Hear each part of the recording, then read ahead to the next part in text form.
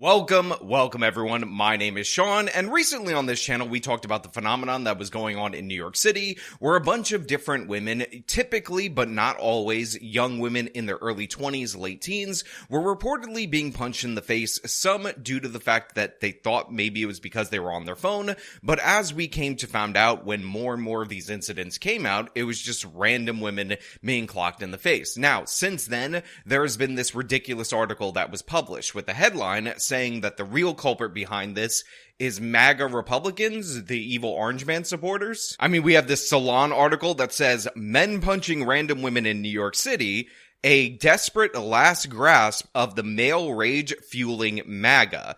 And then in the subheadline, it says, random New York City attacks are an extreme manifestation of men feeling entitled to women's time and attention. Now look, I've seen the suspects in these particular incidents. They are disproportionately black males. They're not even young black males in a lot of these cases. They look like mentally disturbed individuals. So an angle that one could take, and the angle that I took covering the story, was that this could be related to bail reform. For instance, we did a story about a woman in Brooklyn who had her jaw broken, and what we ended up finding out was that the suspect in that particular case had assaulted 6 people in his past and continuously got a same-day automatic release. And in fact, even though he broke that woman's jaw, he was released without bond. Cops arrested 33-year-old Franz Judy. The suspect was charged with misdemeanor assault, meaning he's not bail eligible. He'll be released back onto the street. And that's the part that has the victim and her family frustrated and afraid. He was just let go, released on his own recognizance. He may have had an ankle monitor there, and that's because our soft on crime criminal justice system here in New York lets go of these violent repeat offenders. And by the way, this is actually noticed in the statistics for New York City. While in the 7 major categories of crime, the overwhelming majority of the categories are down, assault alone has risen so much that the 7 category average has gone up as per 2023, despite earlier reporting on the preliminary numbers. However, the MAGA take is interesting. It's right-wingers, very, very odd take, and apparently it's not just this stupid Salon article. Jessica Burbank over at The Hill Rising has a similar opinion on this topic, and we're going to get into it. But before we do, I want to thank everybody. Sign up over at actualjusticewarrior.com/join. Give me the money. Give me the money. Okay? And remind you that on Saturday, April 27th, I will be at Mindsfest. Link to tickets, top of the description, promo code AJW for 20% off. If you have any form of social media, you might have seen videos of women in New York City going viral. These women say they have been punched in the face by random men on the street. A series of TikTok videos posted over the past few weeks showed women filming themselves after the attacks. So they lead off with the TikTok influencer, the person who has over 1 million followers, the person who got the attention of the local media. I was literally just walking, and a man came up and punched me in the face. Oh my God, it hurts so bad. I can't even talk.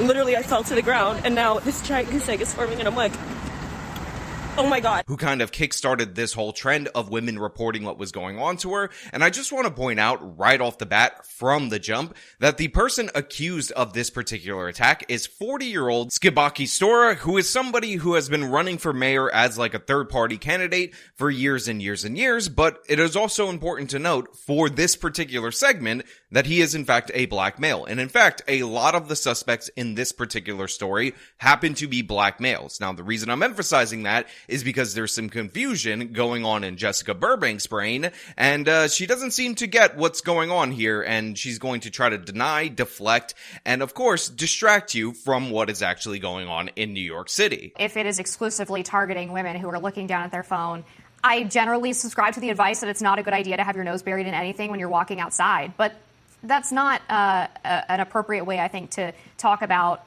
women who are obviously victims here, right? There's no reason for these men to be punching them. To justify it because they weren't paying attention is obviously inappropriate. So look, I understand if you guys are newly initiated to the Hill Rising dynamic where Amber Duke goes up against Jessica Burbank and you're thinking to yourself, why is Amber stating the obvious? Why is Amber saying it's not okay to punch random women even if you believe that they're a little bit distracted on their phone? Isn't that obvious? Isn't that something that we can all understand? Isn't that something that modern civilization has already determined to be wrong? But what you don't understand is that Amber's going against Jessica Burbank. So the simplest things need to be explained in excruciating detail. So the reason she's saying it's not okay to do that, and maybe you could say for an advice thing, a little bit later on, that you shouldn't be distracted while you're walking in a major metropolitan area, you still can't punch people in the face. So that needs to be said, because Jessica Burbank's on the other side of this, and she's going to throw us a wild take on this whole situation. And this is a very unfortunate trend. It reminds me of, I don't know if it was 10 years ago or so, you might remember this. There was this viral trend called the knockout game, where young men were going around and trying to punch grandmothers in the back of the head randomly to see if they could knock them out in one punch. This seems kind of similar, but a lot of these women have the same stories, which to me suggests that maybe it's just a few people who are doing this but are continuously getting away with it. And I would definitely urge the NYPD to focus some of their resources on perhaps using street cams or any other surveillance footage to try to figure out who the perpetrators are and hold them accountable as quickly as possible, because it is just an insane thing to think that you could be minding your own business, walking down the street in a city that you pay taxes in for the government to provide public safety, and you don't have a reasonable expectation that you're not going to be attacked that day. So right there, Amber brings up the knockout game. And to be clear, if the knockout game was what was going on here, Jessica Burbank would definitely be in denial of it. In fact, the whole news media, it's one of the most comedic things ever. If you watch a compilation of reports covering it, where they're saying, some say that maybe this is a knockout game, but this is unconfirmed, despite the fact that it was happening across the country. By the way, still happens in the United States of America to this day, but based on the age of the perpetrators that we've caught so far, I do not believe that this is actually the knockout game. I actually think this is repeat offenders. A lot of them are probably mentally ill that are attacking people that you can't get off the streets of New York City, or that bail reform ends up guaranteeing the release of, i.e. that case in Brooklyn. And it's actually separate from the knockout game. On top of that, the knockout game was not just grandmothers. It was typically black teens playing this. And by the way, a lot of people get mad that I call it a game, but the thing is, it was played for fun. We're talking about the motivation of the attackers.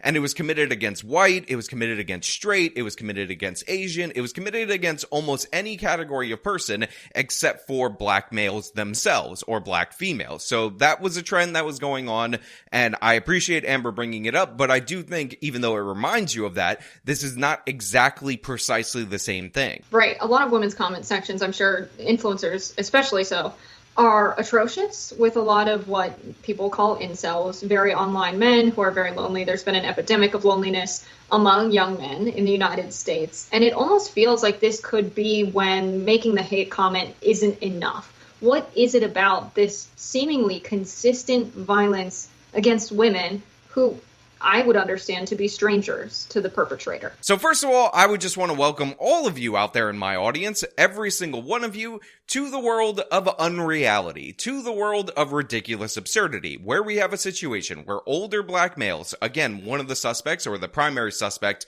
in the incident that they highlighted, is a 40-year-old black male, are somehow 4chan incels that are angry at women, and the real motivation behind this is the fact that they can't get enough energy out of their hate comments to women online, so they're just walking up to them and punching them in the face. Very, very, very crazy analysis from Jessica Burbank, very self-centered analysis. She's like, oh, you know what? Those people who crap on my takes, those people that make fun of me, maybe they would do this to me in real life. Therefore, I'm just going to extrapolate, because there's a TikToker involved in one of these incidents, and say that it's incels on 4chan that are going after people because, men are lonely, and this is what lonely men tend to do. Now, I want to point out that yes, there has been some problems with incels in the past. There are some very notable incidents that I will not mention because the demonetization fairy will show up on my video and take a crap all over it, but this is not that.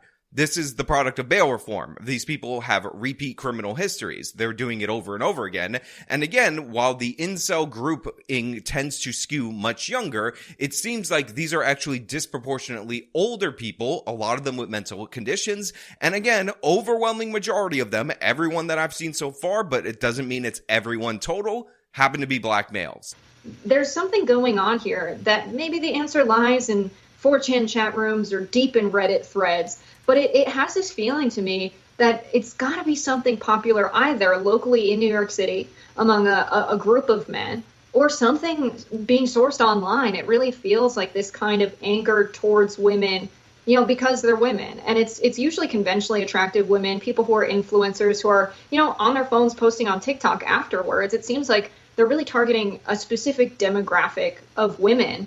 Maybe it's non-native New Yorkers. A lot of non-native New Yorkers are on their phone to look at directions when they're in the city. I don't know what it could be, but it is suspicious to me that this is happening at a time when we've seen like a lot of online discourse about men who just generally are upset with the lack of attention they get from women and want to take it out, through hate comments and making violent threats. Maybe this is some form of that. That's an interesting theory from Detective Jessica Burbank, but here's the thing. I will not be out-detectivified by Miss Burbank herself, because while she's saying maybe, just maybe, the undergirding motivation of this is online hate comments that are causing people to attack people who are TikTokers, who, by the way, aren't filming TikToks while they're being attacked. They film the TikToks after the attack. I'm going to go with the fact that they are repeat offenders. They are released over and over again due to bail reform, because Detective Sean has analyzed all of the suspects, and I have determined that, yeah, they're repeat offenders and they're mentally ill. Do you need to borrow my magnifying glass, Jessica? Is that going to help you determine that these people are not incels on 4chan that have decided to go out en masse and disguise themselves as 40-year-old black dudes that ran for mayor 17 times? Does that help you understand this? I put on the whole detective costume so that I could prove to you I'm smarter than you. I out-detected you with my detectorizing. Does that make sense? That is an interesting theory. I think judging based on some of the suspects that they have caught, it seems like this is more likely a case of mental illness being left untreated among homeless people. There was a 9-year-old who was punched at New York City Grand Central Station. The perpetrator appears to be a 30-year-old. He looks homeless. They haven't confirmed that yet, but very dirty, very unkempt, I guess you could say. And then there was another case where a Brooklyn school bus aide was sucker punched by a serial attacker that they described as also a homeless man. And I think there's been a couple of other suspects captured as well. Obviously, the problem is still going on. Listen, I gotta give credit where credit is due to Amber Duke, because if I were sitting opposite of Jessica Burbank, then I would have to do something ridiculous and absurd, like buy a detective costume, decide to wear it in a video, get a magnifying glass, which honestly, I was hoping for like a 12-foot magnifying glass. This is way too small for what I was looking for, and mock her asinine theories with some kind of a bit like that. But Amber very graciously says, yeah, that's an interesting theory. It's really not, just so you guys know. It's a dumb theory, and Amber knows it's dumb. But she's saying, based on the suspects, it seems like we're dealing with homeless and mentally ill people. Reality. Like, we're gonna leave the unreality of Detective Burbank, and we're going to go to the reality of what was actually going on. Also, this magnifying glass kind of sucks, if I'm being perfectly honest. Amazon, you kind of ripped me off because it's blurry. Like, I can't see anything through it. I can't even detectorize. Maybe this is Jessica Burbank's magnifying glass, because she seems to not be able to see anything clearly. But you know what? Maybe I'll clean it up and we'll find out.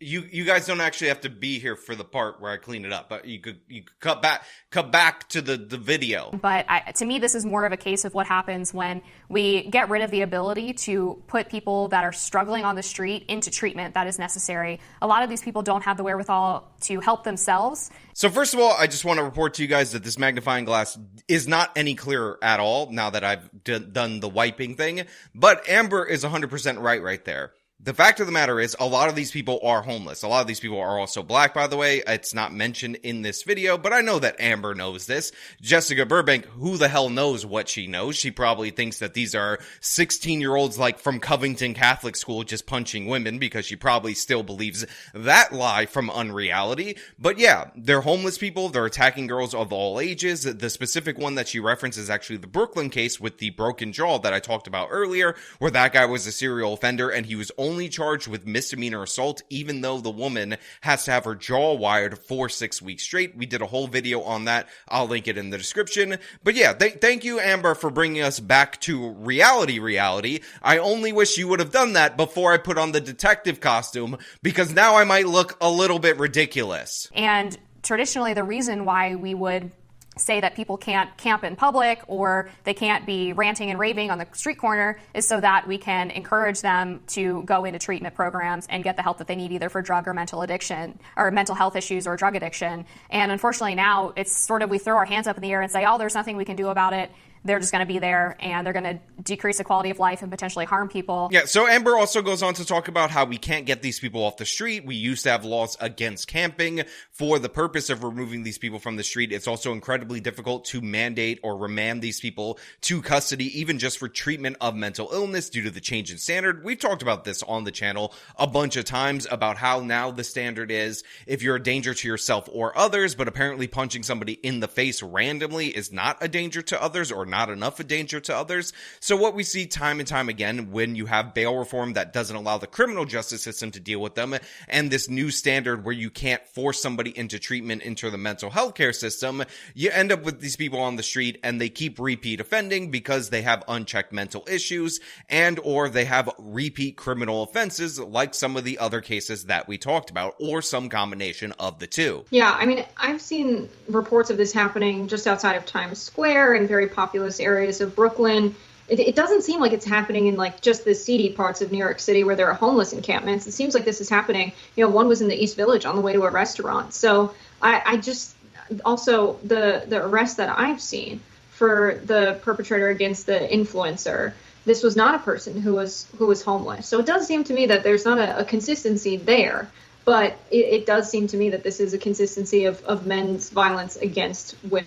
So once again, we have Jessica Burbank taking us back to unreality. She's saying, listen, this wasn't near a homeless encampment. This was near Times Square. There's no hobos in Times Square. That's not a thing that happened. Now, I'm just going to tell you guys as a New Yorker and as a world-class detective, an inspector, if you will, that, yeah, there's homeless people in Grand Central Station. There's homeless people in Times Square. 100%. But the person that she's talking about is the one who punched the influencer girl, which is interesting because Jessica says she's seen that suspect. It's the guy that we highlighted, the 40-year-old guy who ran for mayor over and over again, the black guy, you know, that person. And he's not exactly the person that you would picture or Jessica is trying to paint a picture of as the suspect that is getting radicalized on 4chan in order to attack women. This is a mentally unstable person. He might not actually be homeless, but obviously he's got some issues if you look at his prior social media posts, and it's not really a thing where this is incels being radicalized by the 4chan, but then again, I am just a world-class inspector living in reality, and Jessica Burbank is definitely stationed in unreality, and I'm very disappointed with this magnifying glass. How dare you, Amazon? You owe me $10. I will be returning this. And so I think we're going to need to wait till a lot more perpetrators are brought in. I'm not sure how they're going to be able to find them other than in the cases where they've been identified through footage on surveillance cameras. Women's jaws have been broken before criminal charges have been pressed. But it is scary. So Jessica also references the same person who got their jaw broken. Amber just told you that was a homeless person, a repeat offender, somebody who shouldn't have been on the streets. But we're going to give it to Amber. We're going to toss it over to her. We're going to magnify her take because she's going to clarify some things with Jessica Burbank and magnifying glass. Yeah, for sure. I mean, I do know that there are homeless people, maybe not encampments outside of Times Square and other parts of New York that we might traditionally consider nicer, whether the Upper East Side or Manhattan more generally. So I don't think that exempts them from being there and potentially causing trouble. Grand Central and Moynihan Train Hall have both historically had issues with homeless people hanging out there and causing trouble to travelers. New York City recently invested billions of dollars to beautify Moynihan Train Hall to try to make it nicer and have more security there to keep out people who were creating undesirable environments and unsafe environments for people who were riding either the subway or the trains to up and down the East Coast. So, I mean, that was definitely a part of it. So, look, Amber is 100% right here. I don't know what Jessica is basing her assessment of the hobos on. Maybe she's thinking California, where because it's more spread out and you have to take a car to get across the different various parts of a place like Los Angeles, the homeless people cannot move about as freely. But in New York City, especially on the island of Manhattan, it's much smaller, everything's more walkable, and you could run into a homeless person in any given neighborhood. In the nicest neighborhoods, in the least nice neighborhoods, they can be there. That does not exempt them from being a homeless issue if it's the Upper East Side, somewhere where it's historically wealthy, or a transit hub. In fact, all of these people tend to have more homeless people, or at least one homeless person. And yes, some of them can have mental issues. And yes, some of them can commit violence. And yes, I'm still wearing this detective costume because it's a bit. I did find the perpetrator, you said, of the TikTok influencer who does not appear to be homeless. We'll look into it. We'll continue to track who exactly is being arrested for these and see if hopefully these decline. We'll be back with more Rising after this. So that was really interesting right there. I don't know if you guys caught that, but as somebody who does my own editing, that was a really awkward cut where they did from Amber to Amber. I did find the perpetrator, you said, of the TikTok influencer who does not appear to be homeless. We'll look into it. We'll continue to track who exactly is being arrested for these and see if hopefully these decline. TikTok influencer who does not appear to be homeless. We'll look into it. We'll continue to track who exactly. You could tell the movement and the change in the angle, and I'm not sure exactly what was going on there because it seemed like she was going to highlight the suspect that I talked about earlier, the 40-year-old black dude, the one that probably has mental health issues, the one that's run for mayor over and over and over again.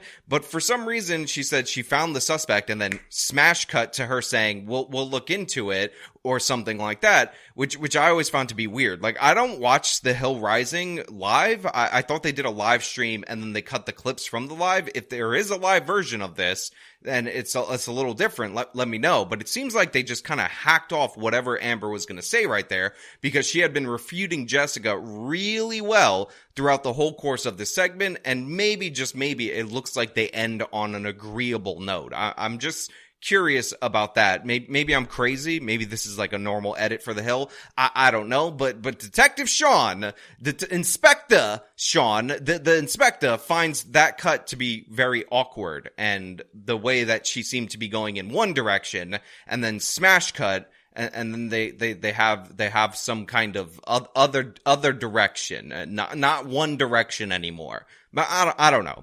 Honestly, look, it's a good segment for Amber, not a good segment for Jessica Burbank, but it just goes to show you that anytime you see a stupid headline like that Salon one that talks about the male MAGA rage and whatnot, there's actually a human being, a human person who will take that position, who will sign their name to that, and more times than not, that will be Detective Jessica Burbank, who has no intelligence match for Inspector Sean, Inspector AJW, who's on the case and has the factual information, and even bought this hat right here in order to analyze the case. But you know what? That's really where I'm going to leave it. I want to know what you guys think down in the comments below. If you like this video, then show them by leaving a like, subscribe for more content, follow me on my social media, support me via the support links in the description of this video. This has been me talking about The Hill Rising, or at least Jessica from The Hill Rising, trying to deny what's going on with these women being attacked.